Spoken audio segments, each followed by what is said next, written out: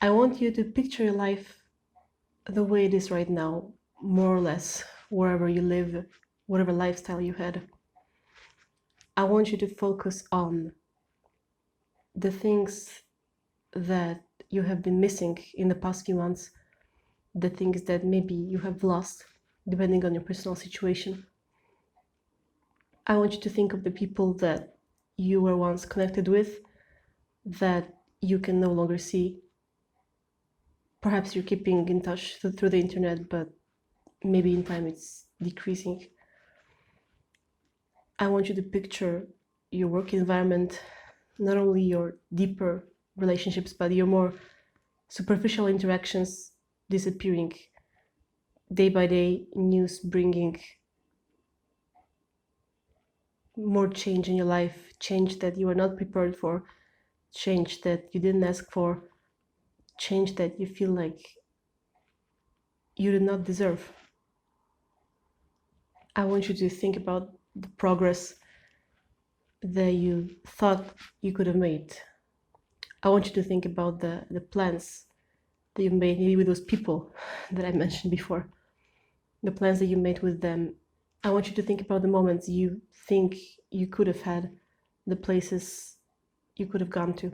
I want you to picture the loss the way you have suffered it on an individual level due to your life being changed due to the lockdown. And now I want you to picture the time spent with those restrictions and those losses in your life. Some things may be permanent, like for example, if you were a business owner and you had to close down your business, then this is sadly something that's going to stay. But the thing is that a few months after, we are already seeing some things being brought to normal. Shops are reopening. The economic life is very slowly trying to get back on track. But now imagine that it wasn't like that. That the situation drags on month after month, year after year. And since you are not really the one who has decided of this change, you don't really know how and when is it going to end. And you can see more moments lost, more people lost. And you can see yourself drowning in this darkness of inevitability of consequences and loneliness. Now, this is how life has been before the actual worldwide lockdown to those who have suffered from mental illness problems. You see it nowadays a lot on social media. You see people mention that the actual official lockdown, the actual pandemic didn't change anything for them. And as one of those people, since I work from home anyway, the first thought is, well, since I've already been living in the worst when the worst actually happened outwardly, it barely touched me. But the longer I kept thinking of it, I kept thinking of those friends and acquaintances that I have who have also felt like this. I have felt how actually sad it is that things have happened this way, because every person that you see on your social media say that nothing has changed for them in lockdown is a person who has been going through all this loss when everyone else was living their normal lives. It's a sign of a problem that's so often forgotten, so often not spoken about, so often shamed. If someone spoke up in the media right now or just tried to talk about the problems that they have had due to the coronavirus and the lockdown, they would probably hardly be mocked, and if someone dared to do that, there would be an army of those trying to defend that person, because there are so many people panicking and acknowledging the gravity of the situation that we have found ourselves in. But what this made me think is how many experiences like this have gone on in the shadows for how many years, for how many people that have been invalidated by the world at large only because the world was currently having a different experience. How many people who have been through this kind of pain have not gone through it while holding hands with the rest of the world, but they have gone through it completely by themselves. Mental health struggles take away the people that you used to have in your life. They take away the activities that you used to do. They take away the joy from work or studying that you used to have. They take the most precious things away from you. They take you from yourself. And I would like to use this situation to remind people that this is still going to sadly keep happening after the worldwide lockdown situation is over. Coronavirus is temporary, but mental health struggles are not. They have been there forever and they will continue because this is just how our world is built. But hopefully we can use the time that we are in right now to remember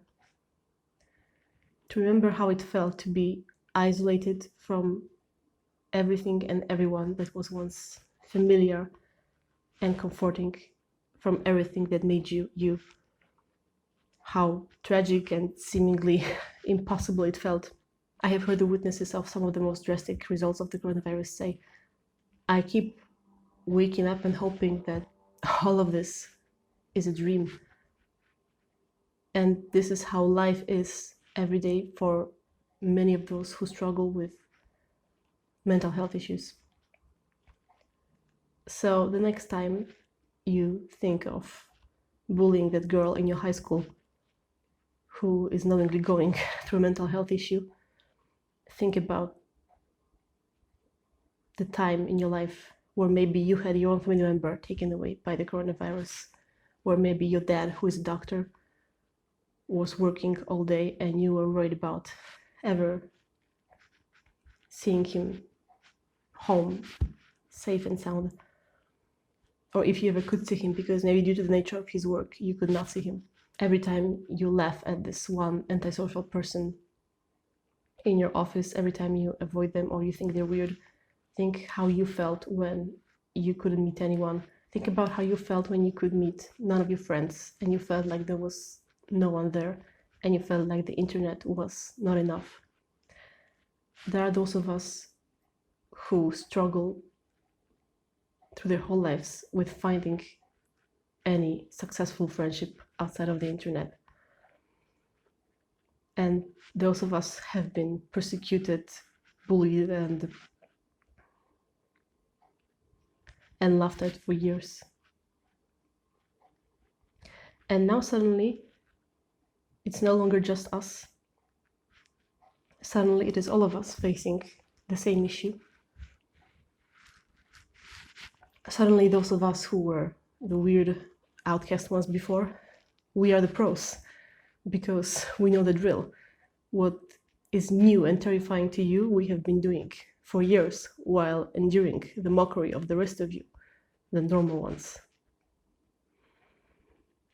I want you to use the situation to remind yourself that the notion of being normal is an illusion. It's the biggest lie ever conceived by humanity, because nothing is normal, and at the same time, everything is. If something exists in this world, that means that it is normal. And just because you are personally bothered by it does not mean that this is the only valid reaction to have to this thing, person, or situation. And I would like this event to change that in the global consciousness. I would like this event to make people aware of their own subjectivity and of their own lack of perspective towards what the other person can be feeling. And it is, of course, to an extent natural, because Not a single being on this planet knows how everyone feels and thinks. But there's always a kinder way, a way kinder than the mockery, the way of empathy and kindness, and maybe just asking a neutral question, or in the worst case, if you can't find in yourself to do any of those things, to maybe just leave someone alone. The truth is that while there are those of us who miss regular friendships, regular fulfilling connections, this lockdown has also bared how many of the things that we cling on to so hard are completely meaningless and superficial, and how they can disappear just like that. And if you feel that once your job is gone, you are no one, then there was a problem here to begin with that had nothing to do with the job itself and had everything to do with you. Use this time, however much of this time we have left, to remember your own experience. And the next time when the world goes back to normal and you see someone else still going through the same experience that was also part of your life just a few weeks before, find it in yourself to show compassion, or in the least walk away before saying something stupid. Because the energy you send into the world touches someone and affects them in ways that you probably couldn't even possibly know. Think about the deserted shopping centers and all those places of comfort that have brought you joy, and picture them the way they are now, empty and unfulfilling. At the same time, sit with the feeling that there's absolutely nothing that you can do about that. Now, there is a plus side to the situation, as there has been for years to those who have already suffered mental health problems individually. Now there is a possibility for the community to reach this feeling globally, and it's the enlightenment that comes with pain, because those of us who have lost everything know how to start from nothing and build themselves up from nothing. And I want you to use this time to truly go inside yourself and start anew and build from a version of you that is true. I want you to use the lack of external distractions to provide you with clarity of path and purpose like you never had before. The clarity of path and purpose that's going to resonate deep from within your soul.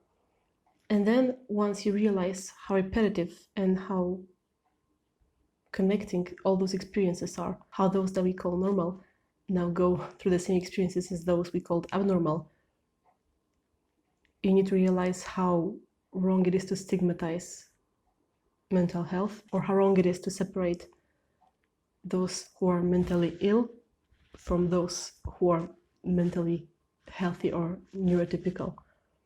Because the truth is that we are all the same. We are all human, and we all go through our experiences. And we are only divided into those who had everything given to them to an extent, and those who had everything taken from them. If we all get stripped down to our core, we are made of the same fabric. I would also like to use this time to understand that taking care of your mental health is something that concerns all of us, that concerns everyone. And inventing 1,000 different names for different diagnoses of a different syndrome, inventing different umbrella terms for people to group themselves, while it can provide a sense of community, is essentially taking away the important lesson of the fact that there is no division between us, that we are all one in the human experience, that we all share the same experience, just looking at it from a different angle. But if only you would tilt your head just a little bit, you would be able to see what the person next to you can see as well. Nothing has made us realize how connected we are more than the experience of being locked away and isolated. Because only when we get taken from us what is the most important, we realize how much we value the opposite. So use this time of isolation to value the connection within yourself, with others, and with the universe. And realize how much those who are going through what is classically described as mental health issues need this connection the way you are needing it when the whole world was still in lockdown.